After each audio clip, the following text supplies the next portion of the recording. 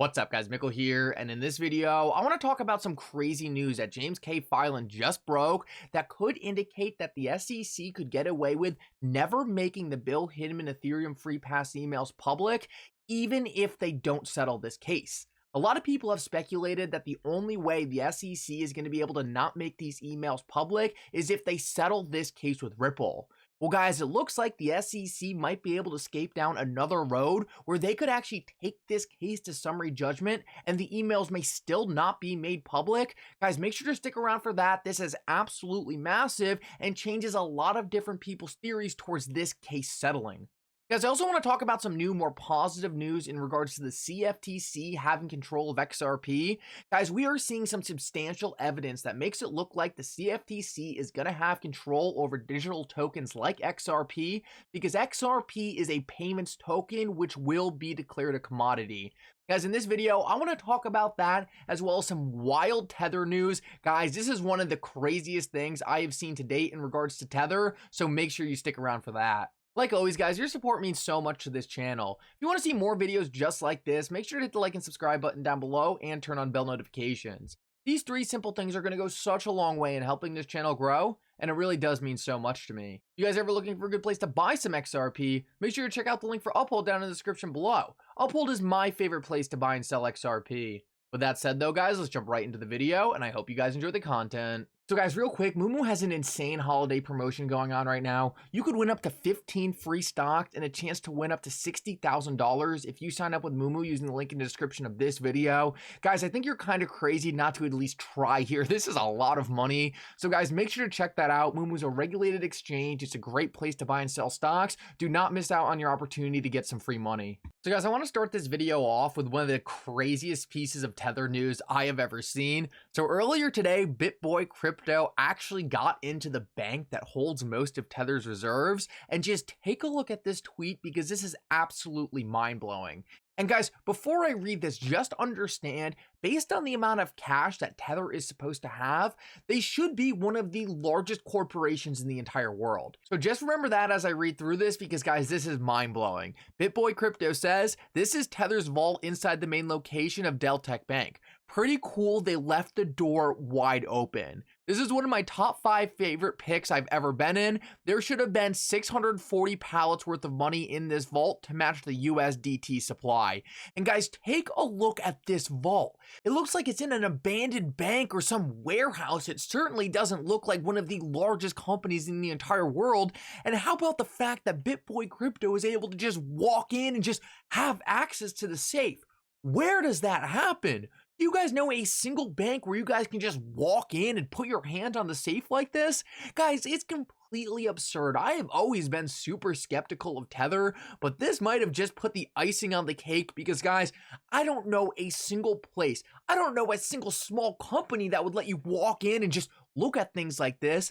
This is absolutely insane, and if BitBoy Crypto had any ill intentions, he could have broke right into this thing. Guys, I have a feeling that there is a bunch of emptiness behind this door. I don't think there's anything there. And just look at under this thing. It looks like the door hasn't been opened in years. Guys, this is very concerning. I think this just shows whatever is going on at Tether. Who knows?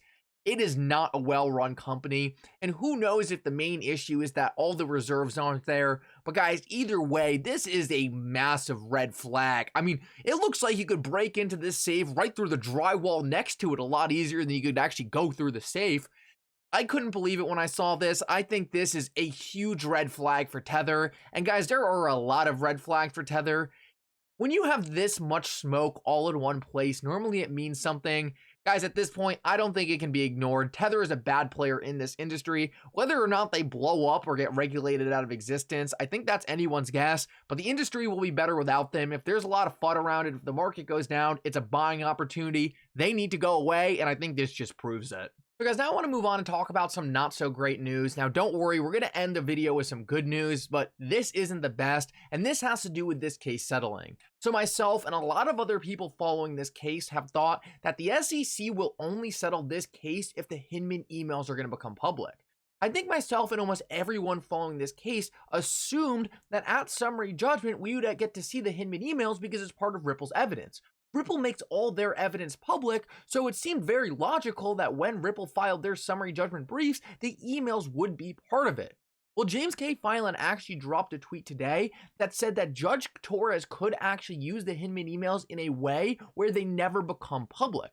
And that's if Judge Torres just reads through the emails but doesn't specifically make any direct ruling relating to those emails. James K. Filan speculates here that there's a possibility that Judge Torres could make a summary judgment decision in this case and not reference the Hinman emails, and in this scenario, it would be possible that the Hinman emails never get made public. Now, this is a very interesting situation because if the SEC can go to summary judgment and not have to worry about the Hinman emails becoming public, well, that is a huge relief for the SEC. The SEC doesn't really care that much about losing at summary judgment if there's not that many things that are going to go against the agency. The real reason the SEC would be worried about losing at summary judgment would be if the Hinman emails were really bad and the entire world got to see them. But if the SEC doesn't have to worry about the Hinman emails being public, they don't have a lot of incentive to settle this case. Essentially, them settling this case is the same thing as them losing. XRP won't be a security, and Ripple gets to run free with the SEC out of their way. The SEC would want to settle this case because they wouldn't want to create a precedent for the rest of the industry. They wouldn't want to have the Hinman emails released. But guys, if the SEC is actually able to seal a lot of their evidence, like James K. Filan is implying here, well then the SEC actually has a lot more incentive to just take this thing the distance. Now, the things we don't know right now is how critical these emails are going to be to Judge Torres. If Judge Torres finds them very important, then she's going to reference them and the emails will be made public. But we don't know what's going to happen there, so it's a lot more ambiguous than a lot of people were thinking. Now, Jungle Link makes a great point here. He says, well, if she said the Hinman documents had to be provided to Ripple in the first place, and she already read the documents in her in-camera review, well, it's very likely she thinks they're important. That's very true, but she could think they're important and also not use them in her final decision.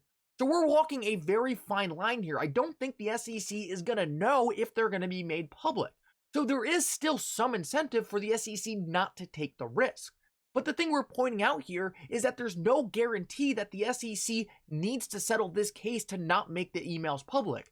There is a chance, as shown by James K. Filan, that the SEC could take this to summary judgment and the emails could still say confidential. This is just really important to understand because I think this makes the idea of a settlement a lot more speculative and is really just a toss-up at this point.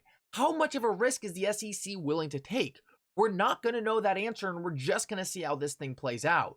Guys, the only good news about that, and I do have some actual good news after this, the good news is we're already almost to the end of this thing, and Ripple's been kicking the SEC's butt every step of the way, so I don't think this is anything to get too down on. It's just very interesting. It's something we need to keep in mind, and the SEC still could very well settle this case at any moment. I just want to show you it doesn't look like the Hinman emails are guaranteed to be made public if they don't settle, so that could make the idea of a settlement a little less likely.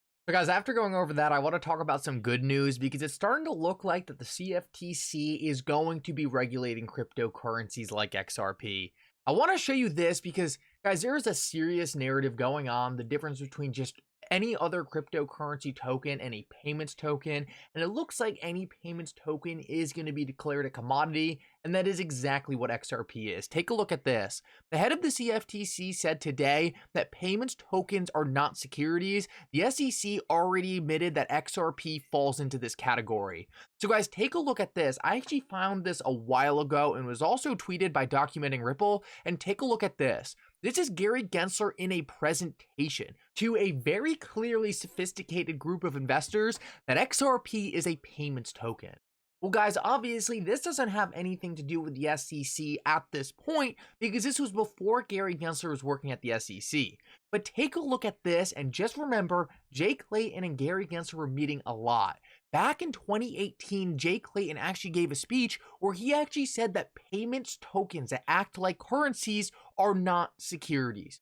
Right here, Jay Clayton, the former SEC chair, and Gary Gensler, the current SEC chair, are both agreeing that payments tokens like XRP are not securities. Then today we had the head of the CFTC go in front of Congress and say that payments tokens are not securities, they're commodities.